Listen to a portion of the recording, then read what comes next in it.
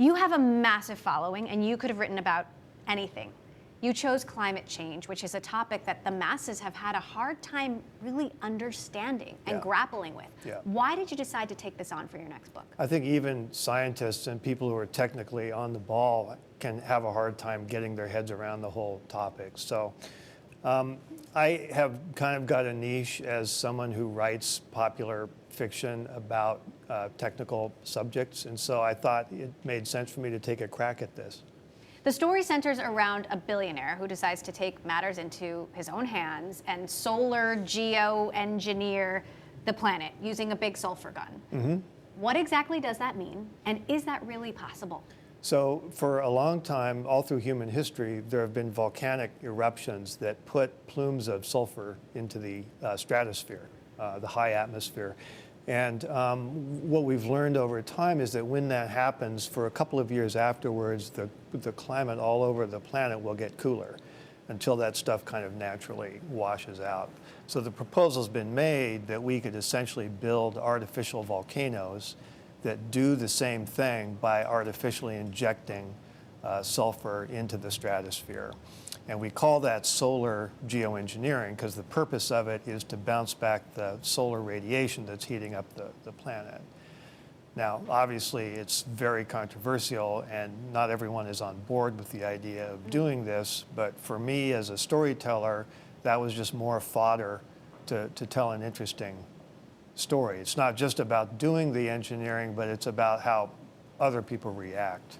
Now, there are a number of real-life billionaires who are trying to take on climate change as well. Bill Gates, Jeff Bezos. What do you make of the involvement of billionaires? I know you're based in Seattle, and they're both based in Seattle as well. Should we welcome them as a society to this fight? It's an interesting place that we've got to as a society, that we now look to billionaires to take big actions for us. You know, I don't think that was true, say, 50 years ago.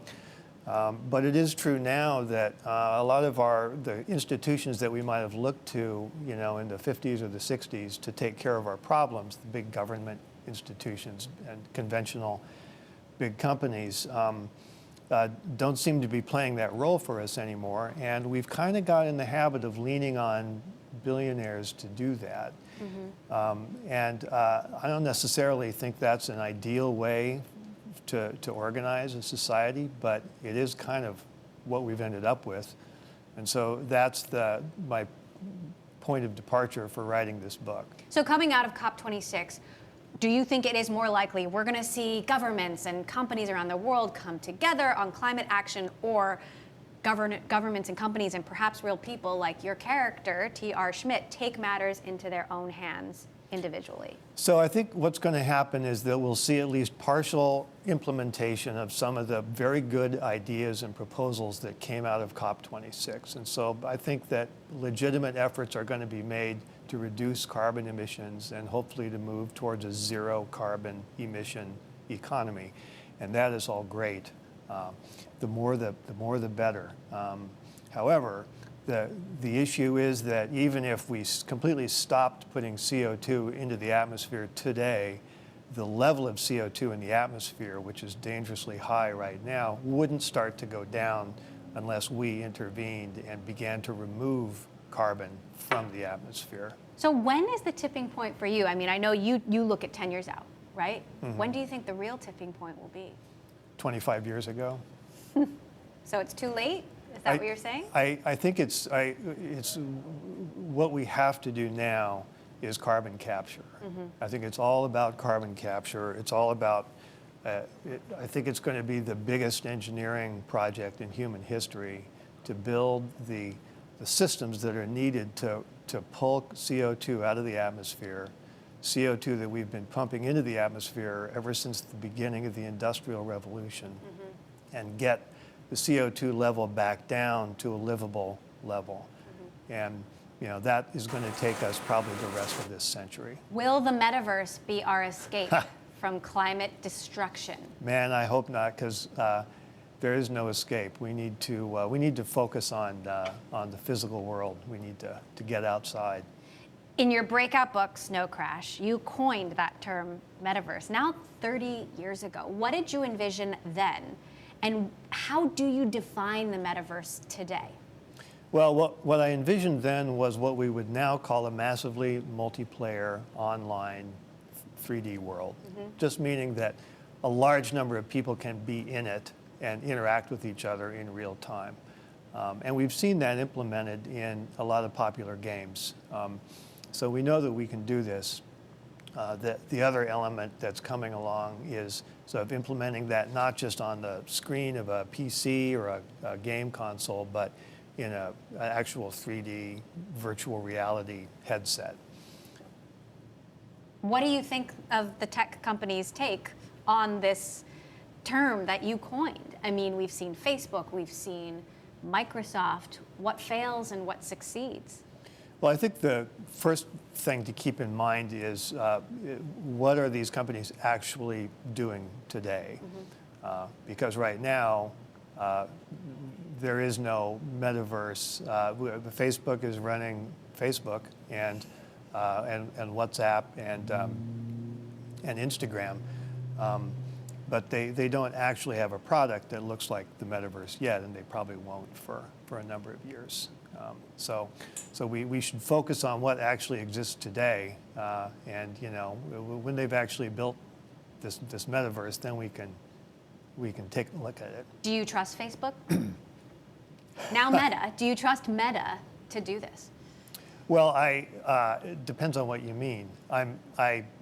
Yes, in the sense that I think they'll probably build something, but I don't have a high opinion of their business model, which is all about getting people to use a free application or multiple free applications, because when you're using a free application, you are essentially contributing labor to their product. You're building their product for free, and what they're selling is your eyeballs. They're selling your attention and your information to advertisers who are their actual customers. So that's a business model that, as we've seen, can lead us into some less than desirable consequences, and I would like to see them change that before implementing the same business model in a highly immersive, three-dimensional environment. Well, there is grave concern on that note that the metaverse will replicate the worst of society, as we have often seen on social media. What are your biggest fears about the metaverse of the future, whether Facebook builds it or not?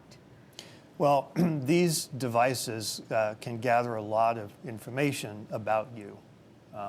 And so even when you're just scrolling through a website on your laptop or your phone, these things are collecting a lot more information than most people realize. If you linger and you look at a particular screen for a little bit, if your mouse sort of lingers over a button, even if you don't press that button, they're collecting data about what has attracted your attention. And VR headsets and AR headsets can gather a whole lot more data. So you think our privacy, our personal information is even more at risk in the metaverse than it is now? For sure. If the companies that build it keep running on the same business model that we see in the case of classic social media applications. Is your view of the future utopian or dystopian? I think we've got a rough few decades ahead of us, largely because of climate, and largely because of the breakdown in our kind of social institutions, how government works, how democracy works, that we've seen as a result of the polarization of opinions, which I think is largely a social media phenomenon. It's bad actors gaming the internet to deliberately mess things up. So you're a short-term pessimist? Is that what you're saying? I'm a short-term pessimist. I do think that eventually we're gonna pull out of it. There's, every time a new communications medium sort of comes into use, it doesn't take long before sort of bad actors latch onto it and begin to use it to create trouble. Do you feel any amount of responsibility or even pride in putting the term metaverse out there all those years ago? I put it out there. It's, as you say, 30 years ago. It was a plot device in a book, and I'm happy when people read my work and think it's cool and want to try to build something. You know, if it inspires them or motivates them to work on a project that excites them, you know, and that gives them fulfillment, that is all great. Obviously, I can't control the direction these projects all go. You also wrote a book about crypto back in the 90s. Yeah, so Cryptonomicon, yeah. Where's it going?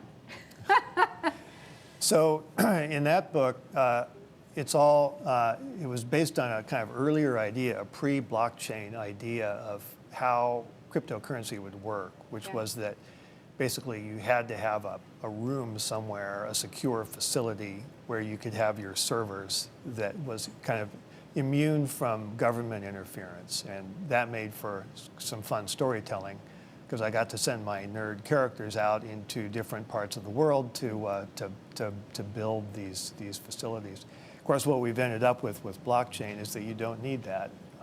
They've found a mathematical scheme that distributes the system over the whole world, and so in that sense, what we're seeing today is a new generation of how cryptocurrency works that's more capable than what I talked about.